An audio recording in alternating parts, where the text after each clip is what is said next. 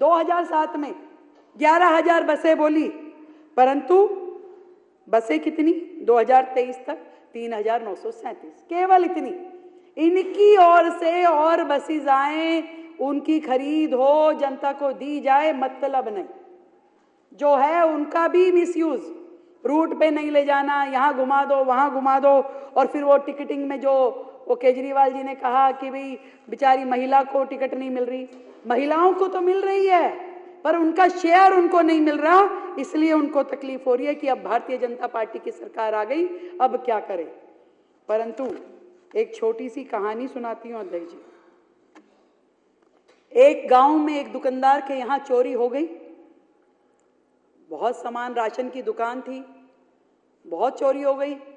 उसके लिए तो गरीब आदमी है, वो चोरी भी बड़ी चोरी थी।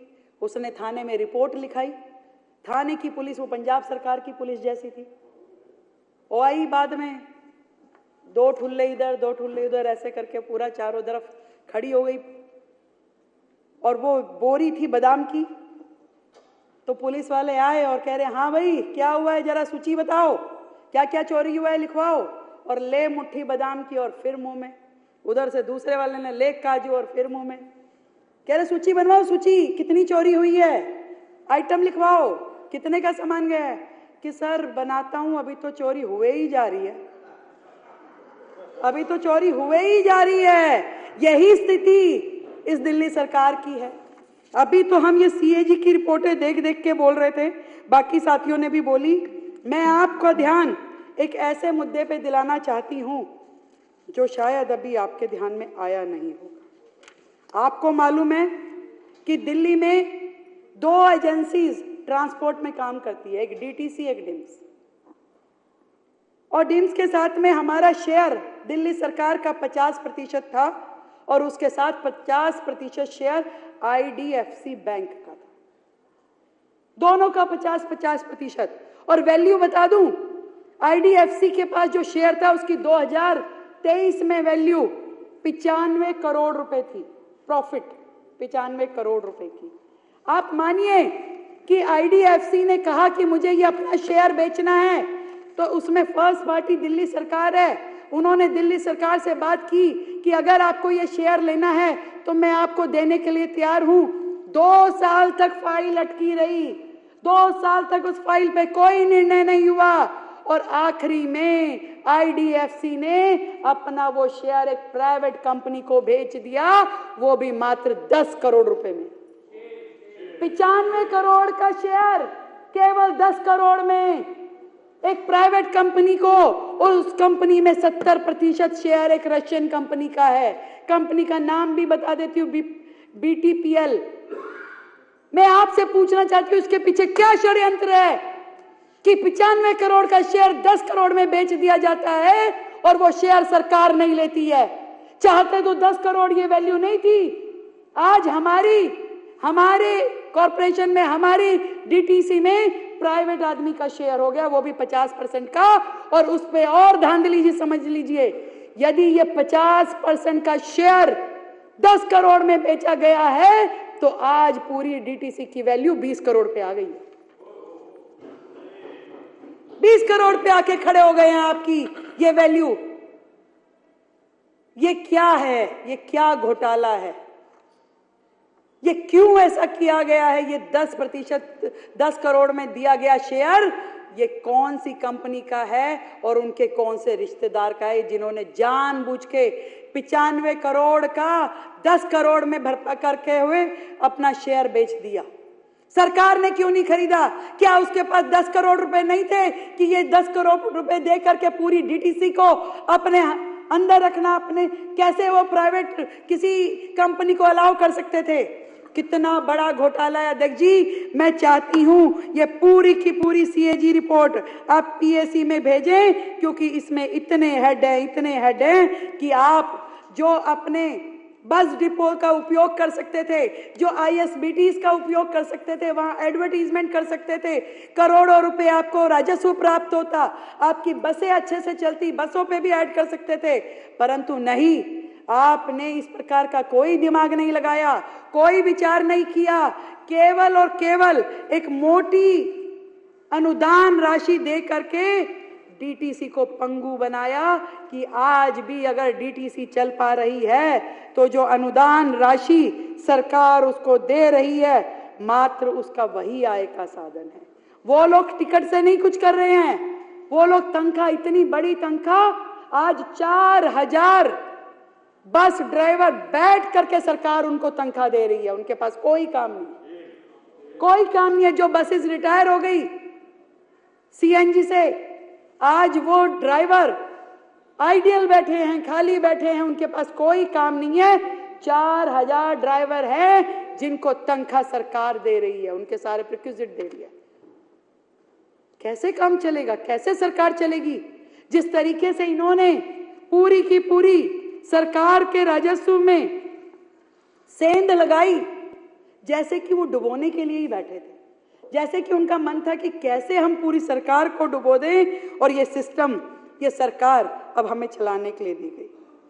ये रूट की बात मैंने बताई, राजस्व की बात मैंने बताई, कर्मचारियों की जो हालात है वो मैंने बताई, पूरा कर्जे में डूबा हुआ डीटीसी, और आज भी इनकी बसेस में किसी प्रकार का कोई जीपीएस, कोई इनकी सुपरविजन, इस तरह का कोई सिस्टम नहीं है। अध्यक्ष जी, डीटीसी की जो हालत हो गई है, इसको देखते हुए और जो कोर्ट के दिशा निर्देश है उसको देखते हुए मैं इतनी बात कह सकती हूं कि इसको पूरी तरीके से रिवाइव करने की जरूरत है। फेम ने, केंद्र सरकार की एजेंसी ने 2 बार फेम 1 में और फेम 2 में 49 करोड़ की केंद्रीय सहायता दिल्ली को दी कि आप बसें खरीद लीजिए। उसके निमित्त भी इनसे बसें खरीदी नहीं गई। इसके पीछे क्या कारण है? या मुख्यमंत्री को दिल्ली के लिए समय नहीं था, इनकी मंशा नहीं थी, या इनकी मंशा में दोगलापन था कि जिससे ये अपने लिए काम कर सके और डीटीसी को बदनाम कर सके। डीटीसी एक ऐसा पार्ट दिल्ली सरकार का जो वर्षों से दिल्ली की जनता को सेवाएं दे रहा था, पर आज ऐसी स्थिति के चलते हुए, क्योंकि इसमें चर्चा और बहुत हो चुकी है, मैं तो इतनी बात कह सकती हूं कि ये झूठे और मक्कार लोग, सरकार ने अब सारी व्यवस्थाएं अपने हाथ में ली। हम निश्चित रूप में डीटीसी को दोबारा से ऊर्जायमान करेंगे, एक्टिव करेंगे और एक ऐसी स्थिति में लेके आएंगे जहां लॉसेस नहीं, डीटीसी से रेवेन्यू भी क्रिएट होगा और जनता को पूरी सुविधाएं भी दी जाएगी। जो भ्रष्टाचार ये फ्री बस सेवा के नाम पे किया जाता था, अब हम कार्ड दे करके बहनों को, जिसमें उनको भी टिकट ना खरीदनी पड़े और वो अपना कितनी भी देर तक अपना किसी भी बस में जा करके वो सफर कर सकें, तो इसलिए अकाउंटेबिलिटी बनेगी, काउंटिंग होगी कि कितनी बार कौन गया, कितने लोग इस योजना का लाभ ले रहे हैं। आज दिल्ली जानती ही नहीं है कि कितनी महिलाएं बसों में सफर कर रही हैं, कर भी रही हैं कि नहीं कर रही है। हमें क्या मालूम कि 100 कर रही हैं कि 1000 कर रही हैं कि एक भी नहीं आई। कोई ऐसा सिस्टम नहीं है कि आप चेक कर लें, सिवाय इसके कि जो डीटीसी की टिकट का आप दिखाते हैं वही मान्य है। और इसमें कितना बड़ा षड्यंत्र है ये आप देख पा रहे हैं। हम डीटीसी की दिल्ली की सेवाएं दिल्ली की महिलाओं के मिले, इसमें हम प्रतिबद्ध हैं। नए बस शेल्टर बने, नए बस डिपो बने, इलेक्ट्रॉनिक व्हीकल आए और उन व्हीकल्स के लिए पूरे चार्जिंग स्टेशन हों, और जितने आईएसबीटी दिल्ली में हैं, हर एक आईएसबीटी के लिए उसको आधुनिक रूप में मल्टी स्टोरी कमर्शियल कॉम्प्लेक्स के जैसे डेवलप करने का दिल्ली सरकार का प्लान है। जितने भी काम, हम एक भी एजेंसी को गर्त में पड़े हुए नहीं देख सकते, कर्ज में डूबे हुए नहीं देख सकते। उसी में से साधन निकलेंगे कि जनता के साथ जो हमारी कमिटमेंट है वो भी पूरी हो और जो हमारी व्यवस्थाएं हैं वो भी सुदृढ़ हो। आज है नहीं विपक्ष, अब किसको सुनाएं, पर जहां हो मुझे पता है उनके लोग सुन ही रहे होंगे, क्योंकि इसी में से तो निकालना है उन्होंने। तो उनके लिए कहना चाहती हूं, आतिशी जी अपने कमरे में बैठ के आप सुन रही होंगी, मुझे सुन लीजिए। सच्चाई सफलता का द्वार होती है, सच्चाई सफलता का द्वार होती है। हर झूठ के सर पे कटार होती है, हर झूठ के सर पे कटार होती है। और संसार का इतिहास संसार का इतिहास स्वयं है साक्षी कि अन्याय की आखिरी में हार होती है। अन्याय की आखिरी में हार होती है। अध्यक्ष जी, इस डीटीसी में जो घोटाले इनके द्वारा किए गए, इतने बड़े लॉस में डीटीसी आई, सरकार कर्जे में डूब गई। इसके कारण से हम चाहते हैं कि सीएजी को आप पीएसी में भेजें ताकि इन सब पे कानूनी कार्रवाई हो। बहुत बहुत धन्यवाद।